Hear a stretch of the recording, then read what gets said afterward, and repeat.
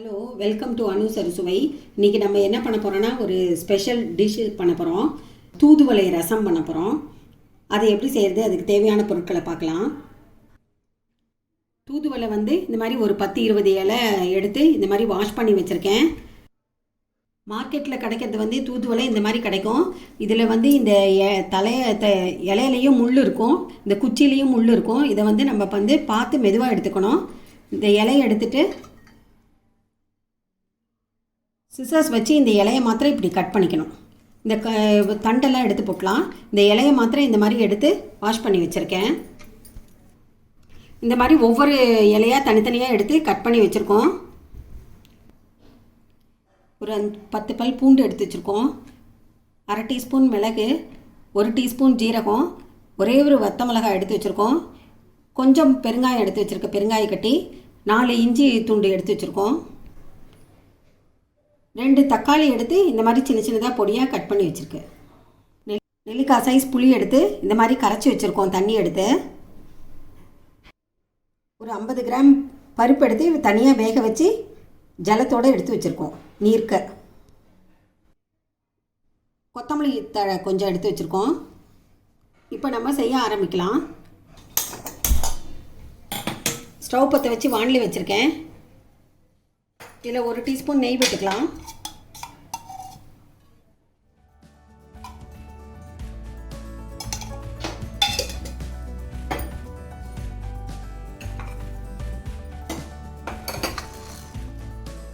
நம்ம எடுத்து வச்ச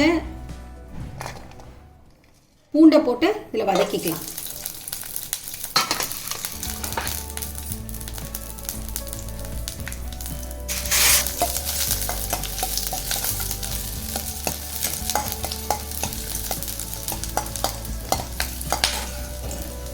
இதோடு இந்த தழையும் போட்டு வதக்கிக்கலாம். நெய்யில் பறக்கும் போது நல்லா வதங்கினா போகிறோம்.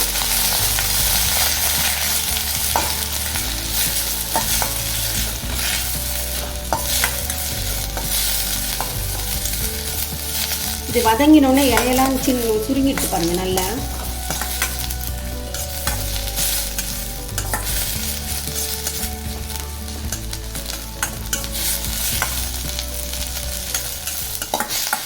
இப்போ இதை தனியாக ஒரு பிளேட்டில் எடுத்து வச்சுக்கலாம். இதை போய் மிக்சியில் போட்டு அரைச்சி வச்சுக்கலாம்.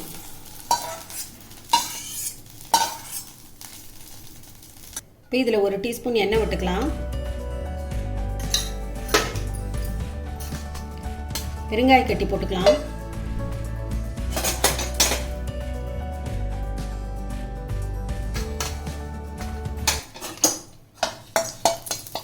இப்போ இதோட நம்ம கட் பண்ணி வச்ச தக்காளியை போட்டுக்கலாம். ஸ்டவ்வை சிம்லேயே வச்சு வதக்குங்க. தக்காளி வதங்கினதும் புளி தண்ணியை அதில் விட்டுக்கலாம். கொஞ்சம் லைட்டாக வதங்கினா போகிறோம்.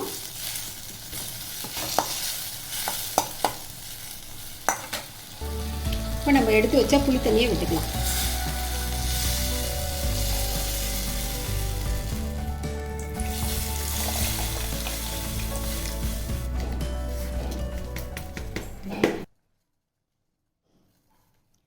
இப்போ இதில் கல்லுப்பு எடுத்து வச்சுருக்கேன். இதில் 2 டீஸ்பூன் உப்பு போட்டுக்கலாம். தேவையான அளவு உப்பு போட்டுக்கலாம்.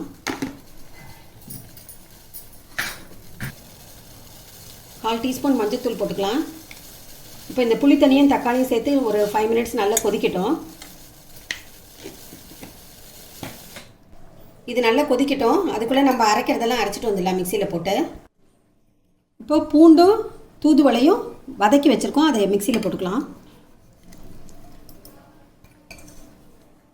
4 துண்டு இஞ்சி போட்டுக்கலாம்.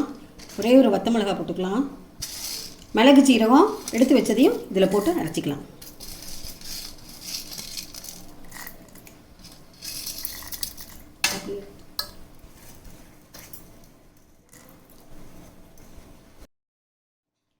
நல்ல மையம் அரைச்சின்னு வந்திருக்கோம். இப்போ இதை அதோட சேர்த்துக்கலாம். நல்ல ஜாரை தண்ணி விட்டு அலசி விட்டுக்கலாம்.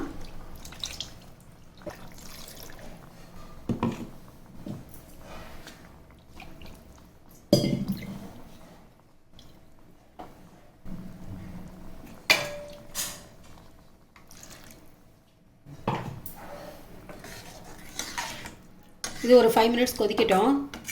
அதுக்கப்புறம் பருப்பு ஜலத்தை இதில் சேர்த்துக்கலாம்.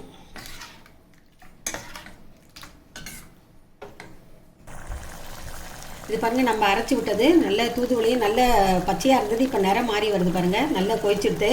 நல்ல மிளகு ஜீரகம்லாம் அரைச்சி விட்டதுனால நல்ல மணமாக வாசனையாக இருக்குது.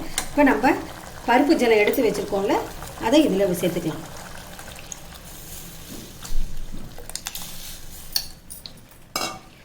நம்ம இன்னும் ஒரு 1/2 டம்ளர் தண்ணி விட்டுக்கலாம். இப்போ நம்ம எடுத்து வச்ச கொத்தமல்லி தழையும் பொடியாக கட் பண்ணி இதில் சேர்த்துக்கலாம்.